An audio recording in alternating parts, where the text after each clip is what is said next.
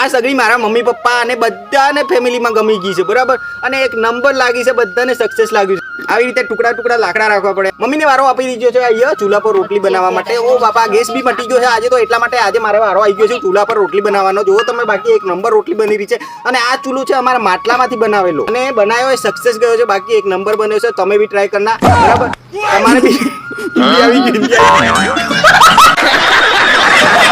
નમસ્કાર વાલા, હું રાહુલ વગેરે બિલોડા અરવલ્લી ગુજરાતનો આદિવાસી, અને સ્વાગત છે તમારું એક નવા વિડીયોમાં. ફાઇનલી આજે તો આપણે બનાવવા જઈ રહ્યા છીએ અહીંયા રોટલી, એ બી દેશી ચૂલા ઉપર બરાબર. તો જિંદગીમાં પહેલી વાર ચૂલા પર રોટલી બનાવું છું. કેવી બને છે જોવો તમે. બાકી મમ્મીને વારો આપી દીધો છે ચૂલા પર રોટલી બનાવવાનો. એક નંબર રોટલી બની રહી છે. આ ચૂલો છે દેશી, મારે મટકામાંથી બનાવેલો છે, મારી આઈડિયાથી બનાવેલો છે.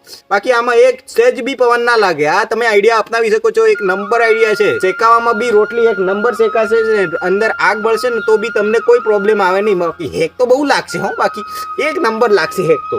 શિયાળામાં ને ઉનાળામાં બધી રીતે હેક તો લાગે, કેમ કે ચૂલો છે દેશી રીતના ચૂલો છે એક નંબર. બાકી એને જોઈ લો, બાકી એક નંબર રોટલી બને છે, એક નંબર આયરી.